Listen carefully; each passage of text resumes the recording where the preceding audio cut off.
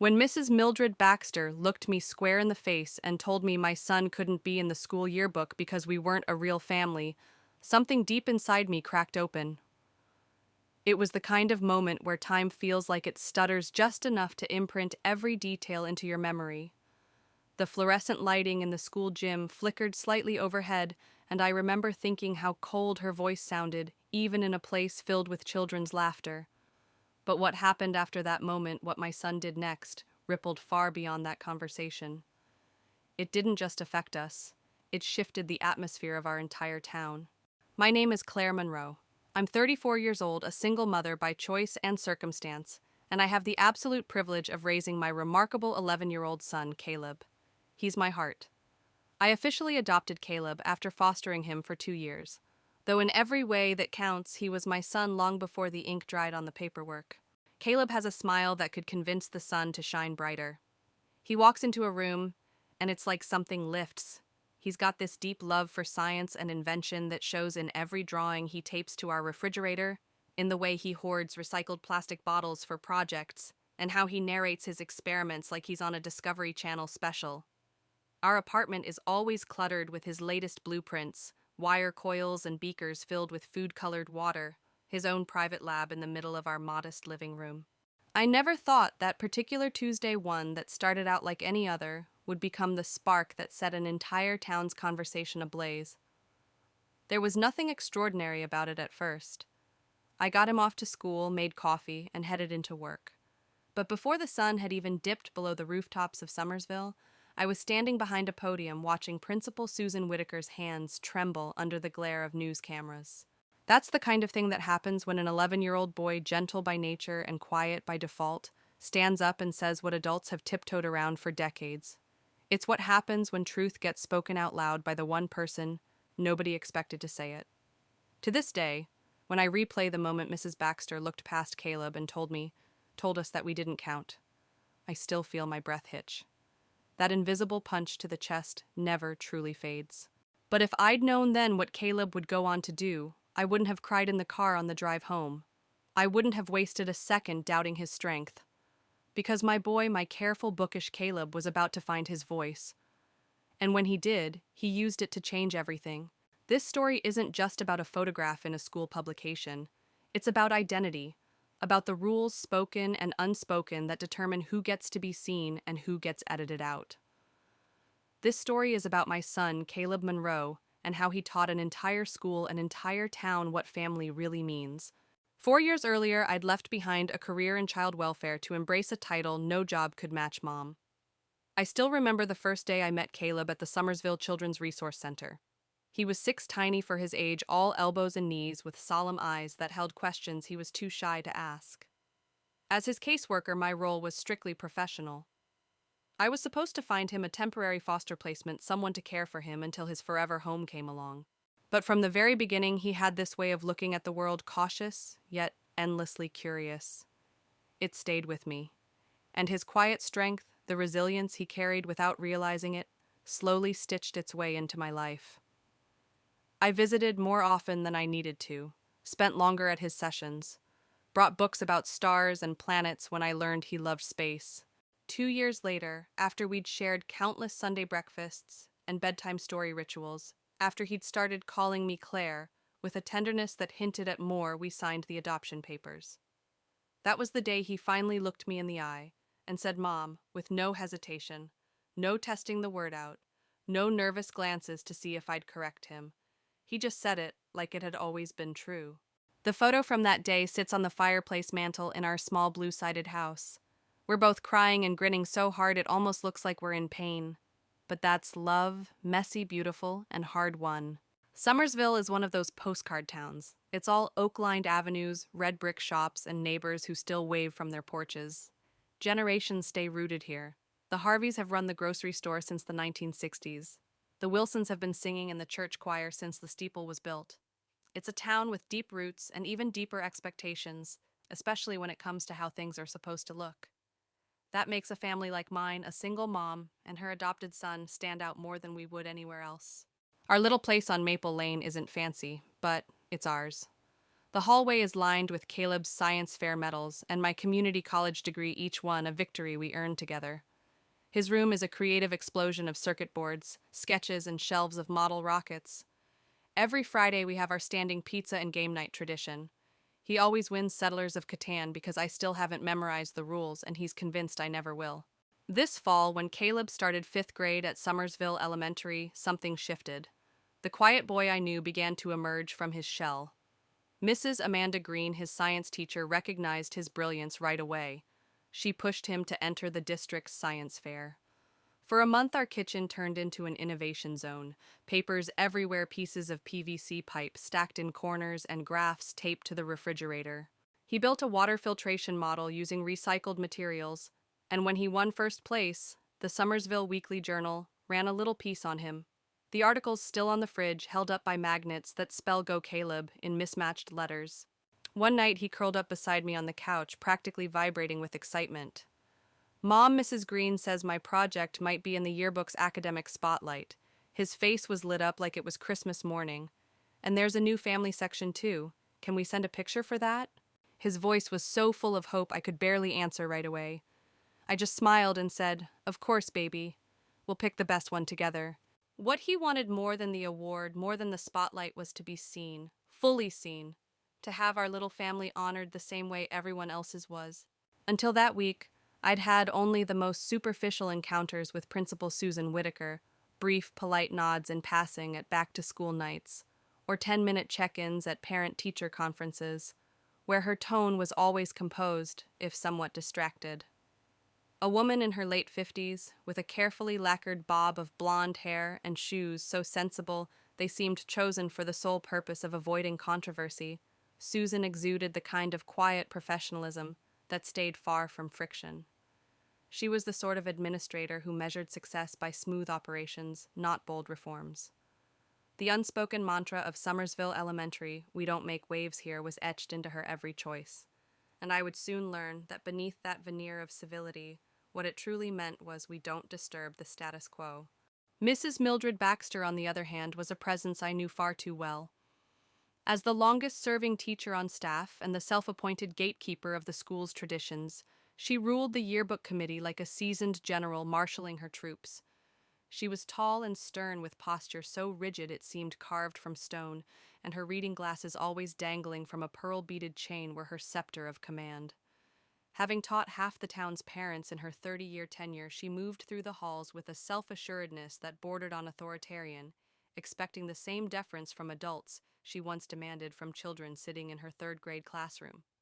Change in her world was not welcomed. It was to be challenged, repelled, or preferably ignored altogether. Whispers of her intolerance were hardly new to me. I'd heard the hushed complaints at PTA meetings over lukewarm coffee, where parents exchanged stories in cautious tones, unsure who might overhear. There was the time she pointedly addressed all comments at the fall festival to young Lucas Morgan's grandmother, refusing to acknowledge his two mothers standing beside him. Or when she asked Adam Lee, a fifth-generation Summersville native, if his family had just moved to town, her voice laced with condescension, masquerading as curiosity. These incidents had never escalated to formal complaints, but they lingered in the air, sour and unspoken. Still, I believed in second chances. Years in child welfare had taught me that people often repeat patterns because they've never been shown another way. I held tight to that belief as I filled out the family spotlight form for Caleb, reminding myself that this photo opportunity meant more than a page in a book. It was validation. He was finally being seen, not as a foster kid, not as a statistic, but as a full person with achievements and a family worth recognizing. That Tuesday morning, Caleb approached the day with a kind of reverence. He spent longer than usual picking out his clothes, ultimately deciding on a crisp, royal blue button-down, the one he called his interview shirt, and took great care combing his curly hair until each coil sat just right. He even polished his glasses without prompting a task I usually had to remind him of at least twice.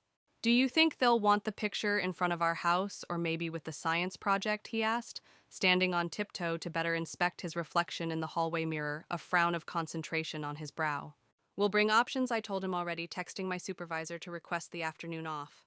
"Whatever they choose, the most important part is that we'll be in it together." I had no idea how deeply those words would be tested, nor could I have imagined the well of strength my quiet boy would soon tap into. By the end of the week, his words, his heart would hang framed in the school's front hallway, a permanent reminder of what family really meant. That morning, the air was soft with the scent of spring, the sky a clear, confident blue that promised nothing could go wrong. Caleb was up before his alarm, his excitement so palpable it clung to him like static. Over breakfast, he carefully cut his pancakes into tiny symmetrical squares, a telltale sign of focused anticipation. "Mom, we need to leave 15 minutes early," he said, his tone earnest as he slid the last bite into his mouth. "Mrs. Green said family portraits are during first period. I want to be first." I watched him, my heart full of awe and quiet grief. Only a few years earlier, he would have ducked behind my legs at a crowded event, hesitant to make eye contact with strangers. Now here he was, eager to be photographed, proud to be recognized twice in the same yearbook. When we arrived at Summersville Elementary, the brick building was adorned with a cheerful banner that read, "Yearbook Week Capturing Our Community." Caleb practically dragged me through the front doors past polished trophy cases and fluttering student artwork until we reached the gymnasium where rows of lights and backdrops were set up. Mrs. Amanda Green spotted us instantly. She waved, her expression bright with pride. "Caleb, right on time," she called as she smoothed the front of his shirt and adjusted the ribbon on his science medal. "He's our star scientist this year," she added, the affection in her voice warm and genuine. Caleb beamed as he joined the line of academic honorees. I stayed nearby, hovering by the folding chairs where family portraits were being coordinated. It was there that I saw Mrs. Baxter, clipboard in hand, moving with the sharp precision of someone who believed schedules were sacred texts. She checked names with the decisiveness of a woman who had no time for nonsense. When Caleb finished his individual photo, he ran over, cheeks flushed with the glow of anticipation. "We're next, right?" he whispered. Just then, Mrs. Baxter's voice rang out. "Next for family portraits, the Williams family, followed by the Robertsons." Caleb lifted his hand. "Mrs. Baxter, we're the Monroe family. We signed up too." Her eyes flicked up, scanning him, then me. Something shifted in her expression, small, sharp, and cruel in its subtlety. "I have the Williams and Robertsons next," she said, turning back to her clipboard as if he hadn't spoken at all.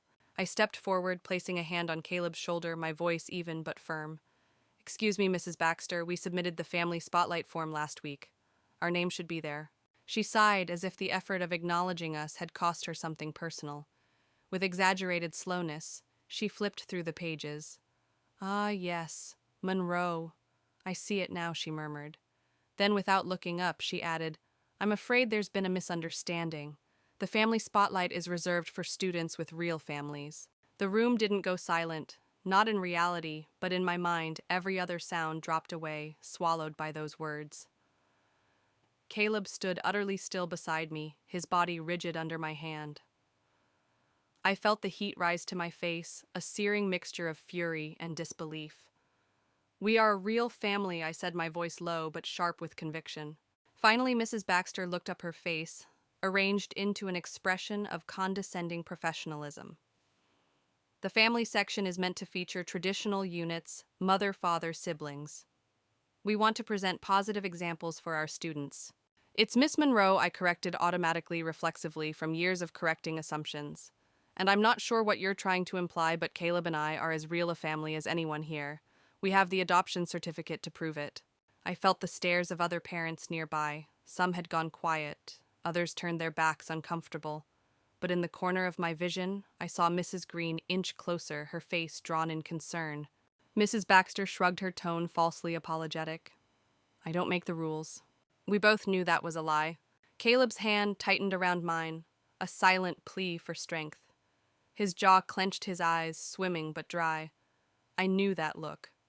He was trying not to cry, not here, not now, not where she could see.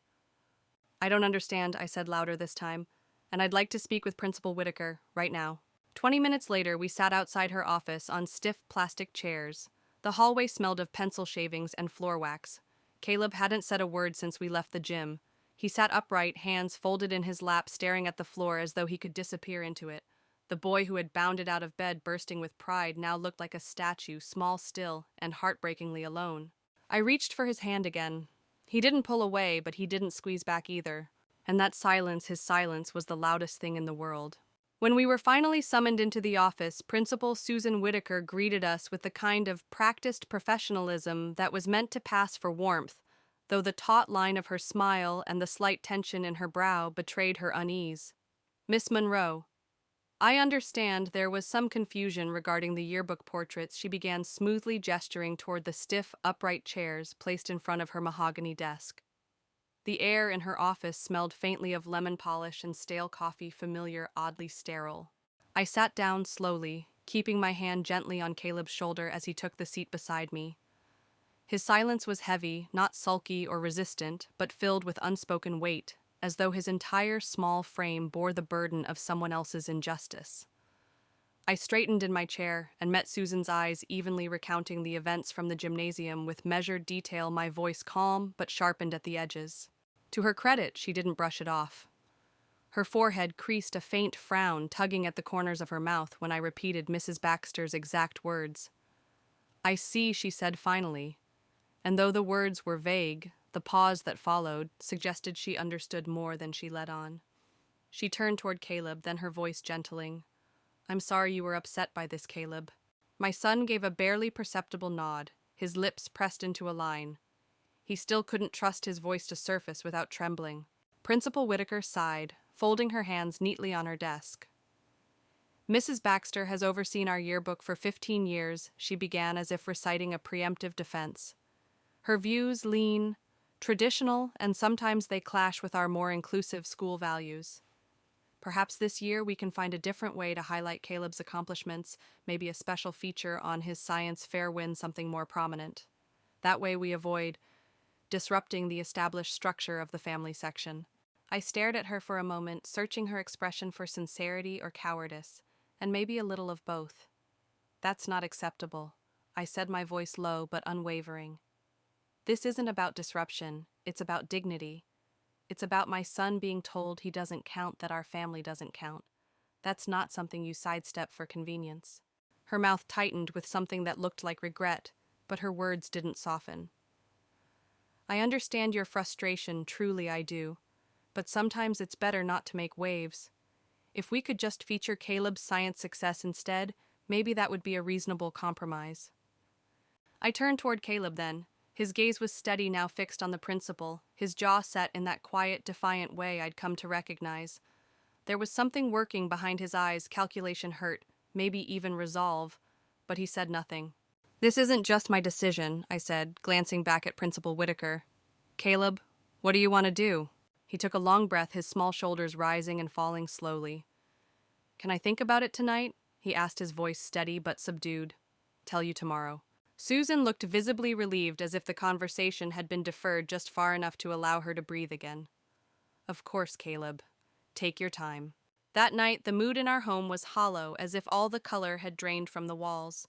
Neither of us had much appetite. I cooked out of habit more than hope, and Caleb pushed his food around the plate in thoughtful silence. Later, as we sat on the couch, the television playing unnoticed in the background, he finally spoke so softly it almost got lost in the ambient hum of the room. "Mom," he murmured, "are we not a real family?" The question cleaved straight through me, sharp and immediate, scattering the pieces of my heart in its wake. I turned toward him, wrapped my arms around his too thin frame, and pulled him close until I could feel the rhythmic thud of his heartbeat against mine. "We are the realest family I know," I whispered fiercely, every word laced with truth. "Don't ever let anyone tell you different, not even people who are supposed to know better." That night, sleep didn't come easily. I tossed, turned, checked the time on my phone too often. It was just past 2 in the morning when I noticed the faint golden line of light spilling from beneath Caleb's bedroom door. Slipping into my slippers, I padded down the hallway in my socks, the floor cold against my soles. The door creaked slightly as I pushed it open. There he was, hunched over his desk, lost in concentration, a small island of focus in the sea of moonlit quiet. Papers were crumpled at his feet, the wastebasket overflowing with false starts and torn drafts. His pencil moved steadily, guided by instinct and something stronger, conviction. His hands, usually so gentle now, gripped the pencil with quiet ferocity, as if the act of writing was the only thing keeping him upright. "Caleb," I said softly, stepping inside. "Honey, it's late. He didn't look up. "I'm almost done, Mom," he replied, his voice clear and calm, even as the shadows under his eyes betrayed the emotion he'd fought so hard to suppress. When he finally turned to face me, his eyes were rimmed in red but dry. There was no trace of the boy who had sat frozen in silence that morning, only a young man in the making, filled with purpose. He held out a sheet of paper, its lines scrawled in his careful block print, tear stains warping the ink and creating tiny rivers in the words. "I don't want you to fight for me anymore," he said. "Not about this."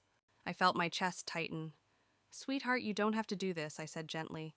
"We can let it go if it's too much." No, he cut in, surprising me with the firmness of his voice. "That's not what I meant. I want to do it. I want to stand up for us, myself." He handed me the paper. At the top, in his best handwriting, were the words, "What makes a real family," below, that were paragraphs layered with meaning. Some scratched out and reworded, some rearranged with arrows, the pages an emotional topography of his journey. As I read, my eyes blurred with tears. He had poured everything into it, memories of foster homes that had let him down the moment we became a family, in a courtroom full of strangers, our board game nights, the way Mrs. Green had believed in his science project when he couldn't believe in himself. He wrote about how a family isn't defined by blood or appearances, but by who shows up when it matters. Who loves you when you're scared, who cheers you on when you feel invisible. "Are you sure?" I asked when I finished, though. The determined set of his jaw had already answered for him. "Mrs. Baxter doesn't know what a real family is," he said quietly. "Maybe no one ever taught her." I pulled him into my arms, hugging him like I could press his courage into my bones. This child, who had endured more upheaval in his short life than most people do in a lifetime, still found room for empathy. Still believed that hearts could be changed. "Okay," I whispered into his hair. "Okay." The dawn arrived too quickly, stretching golden fingers across the quiet town. We both moved like people under a sacred obligation, careful and precise. Caleb folded his letter into a plain white envelope, the kind we used for thank you notes. He dressed himself the same blue button-down shirt from the day before, now pressed and paired with dark jeans and the navy bow tie his grandfather had given him on adoption day. A symbol of pride worn like armor. "You don't have to come in with me," he said as we parked in front of the school, his voice clear and sure. "I can do this part alone." I wanted to protest, to take his hand and walk with him to protect him one last time. But I also saw the quiet fire in his eyes, the need to step forward on his own terms. "I'll wait in the car," I agreed, my throat thick, "but text me the minute you're done." I watched him walk away, the envelope clutched in one hand, shoulders squared like a knight going into battle.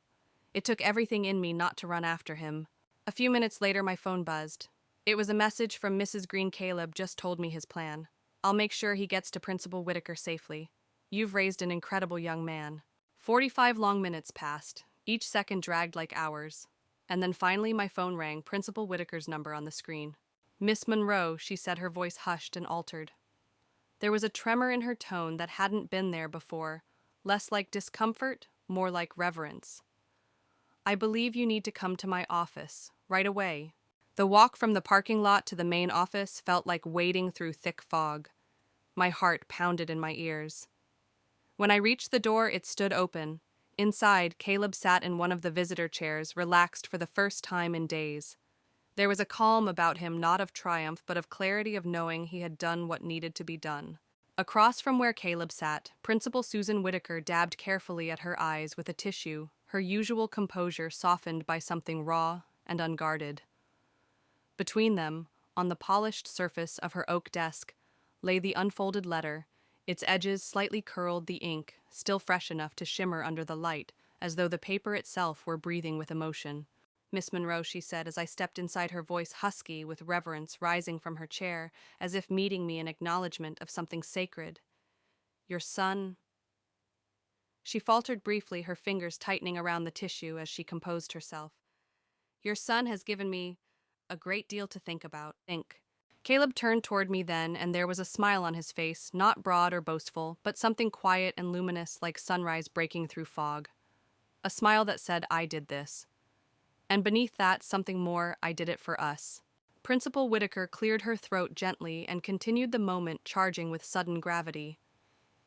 "He's asked permission to read this letter at tomorrow's morning assembly. And I've said yes. But—" She glanced at me, then back at the letter with a breath that felt like a surrender. I'd like to go further. If you'll allow it, I want to call a press conference. I blinked, caught off guard. A press conference? She read the bewilderment in my silence and went on, her voice steadier, now laced with conviction. This isn't only about a yearbook, or one teacher, or even just this school. His letter. It made me realize how many children like Caleb, how many families like yours, have been quietly written out of the narrative, not just here in Summersville, but in classrooms and communities across the country, and I believe others, many others, need to hear what your son has to say. It was then I noticed her standing just behind the principal, half shielded by the doorframe, Rachel Davis, a journalist from the local paper whose features I knew from bylines, but had never seen in person.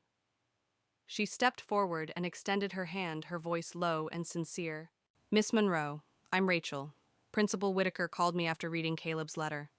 Her words caught slightly, and for a moment her journalistic polish slipped, revealing something far more personal. "I grew up in the foster system too, never got my forever family." When she read part of the letter over the phone, I knew this story mattered. I knew people needed to hear it. Caleb stood then, unprompted, and moved to my side. But this time he wasn't seeking comfort, he was offering it. He leaned into me with a subtle but certain pressure anchoring us both. "Is it okay, Mom?" he asked, his eyes wide and solemn. "Can I read my letter to everyone?" I looked down into that face, so small, so young, yet bearing wisdom no child should have had to earn. And I felt the tide shift inside me. This was no longer just about him. It was about every child who had ever felt invisible. Every family that had been labeled other. Every quiet corner that deserved light. "Yes," I said, my voice catching with the surge of pride I could no longer contain. "Yes, you can." The auditorium the next morning had never seen such a crowd. Word of the impromptu press conference had surged through the town like wildfire, carried in whispers over fences, and shared in hurried texts between PTA parents. The building pulsed with a kind of electric anticipation. Parents lined the back walls, teachers sat with their classes in neat rows, and in the front sat a row of local and regional reporters, notebooks in hand, and cameras poised. I took my place in the front row, beside Mrs. Amanda Green, whose hands were clasped tightly in her lap, eyes shimmering even before the first word had been spoken. Backstage, Caleb stood beside Rachel Davis, who had taken him under her wing with an ease that felt divinely orchestrated. She'd spent the morning helping him rehearse, offering gentle coaching and the kind of solidarity only someone with shared wounds could offer. In the teacher section, Mrs. Mildred Baxter sat ramrod straight, her expression carved from stone. She hadn't said a word to me since yesterday, and though I saw her glance my way several times, she always looked away before our eyes could meet. At exactly 9 o'clock, Principal Whitaker stepped up to the podium. Her usual reserve had been replaced by something firm, resolute. As she adjusted the microphone, the chatter fell away like dust in sunlight. "Thank you all for coming on such short notice," she began, her voice carrying clearly through the auditorium. "Yesterday, a student at our school reminded me what real courage looks like. He reminded me what our responsibility is, to not only teach, but to see every child, to hear every story, to make room, to make—" She paused, her gaze sweeping across the room, and I could see the weight of years settling on her shoulders. For far too long, Summersville Elementary has operated under the weight of traditions that intentionally or not excluded certain children, certain families from being seen. I allowed those patterns to continue, and for that, I want to say publicly that I was wrong. There was a murmur in the audience, startled, uncertain. This was not the safe, quiet principal they knew. But today she continued, her voice growing stronger. "I'd like to introduce you to the young man who helped me understand how much we were missing. Please welcome 5th grader Caleb Monroe." The side door creaked open. Caleb stepped into view, the letter folded in his hands like a sacred scroll. Dressed in his carefully chosen shirt and bow tie, he looked impossibly small beneath the auditorium lights. Yet as he walked to the podium, every step radiated a clarity that made him seem older, fuller, illuminated from within. Rachel gave him a nod from offstage. He straightened the pages, cleared his throat, and leaned into the microphone. "Good morning," he began, and though his hands trembled slightly, his voice was firm. "My name is Caleb Monroe. Yesterday, someone at my school told me my mom and I aren't a real family. That because of that, we couldn't be in the yearbook's family section." A hush fell so completely over the auditorium that I could hear the soft rustle of paper as he unfolded the letter. Dozens of eyes turned to me, but I kept mine fixed on him, on my son. I spent all night thinking about what makes a family real, he said. So I wrote this letter. It's called What Makes a Real Family. He began to read. Before I met my mom, I lived in 4 different homes. I remember all of them. With those words, Caleb began. And as his voice floated across the hushed auditorium, every breath held by the audience seemed to lean in, caught in the gravity of his story. In the first home, he said they forgot my birthday. He didn't linger, didn't embellish, but the weight of that single sentence, so stark in its abandonment, settled over us like dust. In the second, he continued, his voice steady, though his hands shook slightly. The dad yelled a lot. Not just sometimes, all the time. A ripple of unease passed through the crowd. Still he went on. In the third, they were kind, but there were already 5 kids. It was like I was an extra puzzle piece they didn't really have space for. He paused then, the silence stretching like thread between each word. In the last one, they told me I was just staying there until someone permanent came along. It wasn't bitterness he spoke with, nor accusation. It was something deeper, an honesty so gentle it hurt more than anger ever could. Then his tone changed, softened, warmed. Then Miss Monroe became my caseworker, he said. She remembered my birthday was coming up and brought me a book about space just because I told her once a long time ago that I liked planets. Nobody had ever remembered something I said before. His voice caught slightly but didn't falter. When she became my foster mom, she made pancakes every Sunday, even though the first ones were burned and stuck to the pan. She came to school when I had a stomach ache, even though she had a meeting. She put my drawings on the fridge with alphabet magnets, even the messy ones. I pressed my hands together tightly in my lap, feeling my chest rise and fall with the effort to hold myself together. On adoption day, the judge asked me if I wanted Miss Monroe to be my forever mom, Caleb continued, and that was the easiest question I've ever answered. He took a moment, unfolding the page fully in front of him. His eyes scanned the rows of silent faces, and then, as if by instinct, found mine. He didn't need me to nod, but I did, my heart in my throat, tears blurring everything beyond him. That day, he said, we became a family on paper, but really, we were already a family. Because family isn't something you're born into, it's something you choose. He straightened his shoulders, the podium now less a barrier than a platform. I think a real family is people who choose each other every day. It's someone who helps you with homework, who holds your hand at the dentist, even when they're scared too. It's someone who makes you soup when you're sick, and doesn't get mad when you spill it. It's someone who's proud of you even when you mess up, and who loves you not just on your best days, but your worst ones too. He took a breath. My mom and I don't look the same, and we don't share the same last name that I was born with. But we are a real family, maybe the most real, because we had to fight to find each other.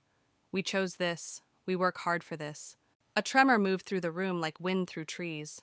I think yearbooks should show all kinds of families, Caleb said softly, so that kids like me can feel like they belong too. So that no one ever has to feel like they need to hide what their family looks like. He looked down at the final line, then raised his chin as he read it aloud. Respectfully submitted Caleb Monroe, age 11. And then, nothing. The room was silent, suspended in a breathless pause as the final words settled into every heart like stones sinking into deep water. Then Mrs. Green stood applauding through tears, and her hands sparked a chain reaction.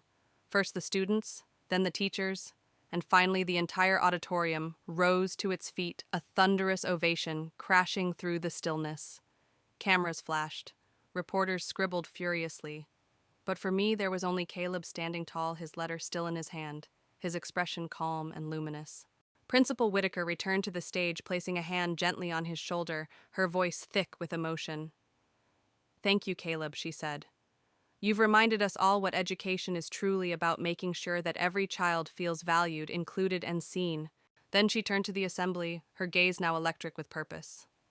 "In light of Caleb's words, I'm announcing several immediate changes here at Summersville Elementary." A hush fell again, a collective inhale. First, this year's yearbook will be redesigned to celebrate the full spectrum of families in our community. Second, we're forming a permanent inclusion committee made up of parents, students, and faculty to review school traditions and policies.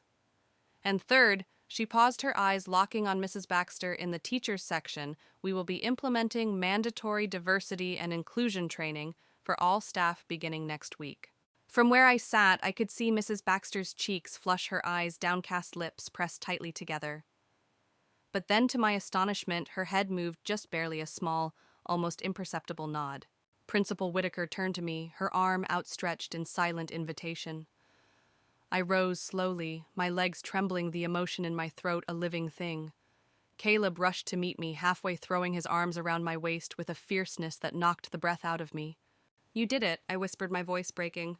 He pulled back, his eyes radiant. "We did it, Mom. We're a real family. The realest." Cameras snapped around us, capturing the moment, the story. But none of that mattered in those few precious seconds. On that stage in my son's arms, I felt the world shrink to just the two of us, whole, chosen, and unshakably real. 3 months have passed since that morning, and yet I still feel its echo with every step I take down Maple Lane.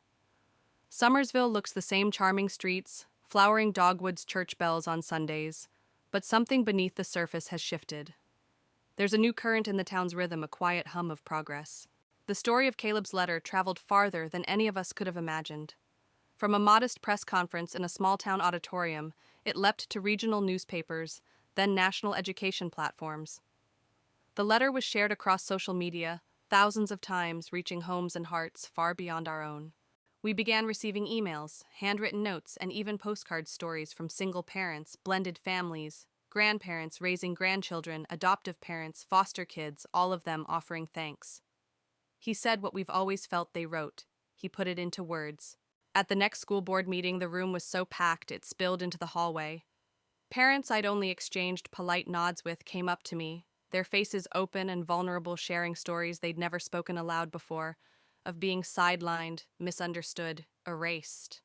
And when the board unanimously passed district-wide inclusion policies, the standing ovation that followed wasn't just about policy, it was about visibility, about healing. But perhaps the most unexpected moment came from Mrs. Baxter herself. During the public comment portion, she stood, hands trembling slightly on the podium, but voice unwavering. "I've taught at this school for 30 years, she said. I thought I was preserving values. But what I've been preserving was exclusion. Caleb's letter opened my eyes. To Caleb and to so many others I may have overlooked. I'm sorry, and I want to do better." She turned and looked straight at us. "Caleb Monroe and his mother, your family is real. And I hope I can be part of honoring that from now on." The apology didn't undo the hurt, but it opened a door. The following week, Mrs. Baxter asked if she could interview Caleb for a special yearbook piece titled, "What Family Means to Me." They met in the library for nearly an hour. Neither shared what was said, but when they emerged, there was something gentler in her eyes and something proud in his. True to her word, Principal Whitaker followed through on every promise. The new yearbook arrived in June, its glossy pages holding stories of blended households, single parents, same-sex couples, grandparents, foster siblings, and right there in the center, a full-spread section titled, "Our Summersville Family." Caleb's letter appeared on the opening page, framed beneath the new inclusivity statement, now posted in every classroom hallway. And then there was Caleb himself, the boy who once refused to speak in class now, the founder of Family Talks, a lunchtime support group where students could share their stories and find connection. 20 children came to the first meeting. By the third week, they had to move to a larger room. Among the many unexpected ripples that followed Caleb's letter, one of the most poignant unfolded in the quiet space of a lunchtime classroom, where mismatched chairs and borrowed folding tables now housed a group of students with stories stitched together in the margins. Among them sat Lily Whitaker, granddaughter of the very principal who had once hesitated to disrupt tradition. Lily's parents had finalized their divorce just the year before, and like so many children navigating the delicate choreography of two households, she'd retreated into herself, splitting her time between bedrooms, between rules, between versions of home. She rarely spoke about it even to her closest friends. But in that small circle, Caleb had created Family Talks a place for honesty. Without performance, she found the courage to say aloud what had lived in silence for so long. She told me later that she never would have spoken about the divorce if Caleb hadn't gone first, if he hadn't made it okay to be different. "He makes it feel normal," she said simply. "Like my life still counts." At our end-of-year conference, Principal Whitaker echoed the same sentiment, her voice gentler than I'd ever heard it. "He's created a space," she said, her eyes misting, "where kids share their real lives, not just the polished postcard versions. That's something no curriculum could teach. Just last week, as we packed for our summer vacation sunscreen swim trunks, stacks of library books, Caleb lingered over something I hadn't expected. I found him cross-legged on his bedroom floor, the yearbook open on his lap. His fingers traced the photo of the two of us, me with my arm around his shoulders. Both of us caught mid-laugh just before the shutter clicked. A perfect accident, a perfect memory. "You know what's strange, Mom?" he said after a long pause, his voice thoughtful. "If Mrs. Baxter had just let us be in the yearbook from the beginning, no one would have noticed. We would have just been another picture." I sat beside him, listening to the quiet truth in his words. But now he continued, eyes still on the image, because she didn't. Thousands of people are thinking differently about what a family even is. I exhaled, brushing a hand through his hair. "Sometimes," I said softly, "the hardest moments are the ones that change everything." He nodded slowly, closing the yearbook and setting it on the shelf beside his science trophies and his worn-out sketch pad filled with engineering dreams. "I'm glad we're a chosen family," he said simply. "It means we really wanted each other." That night, as I tucked him into bed, despite his half-hearted protests that he was too old for that, now I found myself caught between the tenderness of routine and the gravity of what we had lived. Courage, I realized, rarely bursts through in grand dramatic declarations. More often it arrives in quieter forms, a boy writing in the middle of the night, a principal choosing to listen, a teacher brave enough to change. As I leaned down and kissed Caleb's forehead, whispering, "Thank you for teaching me to speak up," his eyes fluttered open just for a second. "That's what family does," he murmured, already drifting. "We help each other be brave." I turned off the light and stood in the doorway for a long time, watching the rise and fall of his breath beneath the blankets. Outside, the streetlights blinked softly through the window.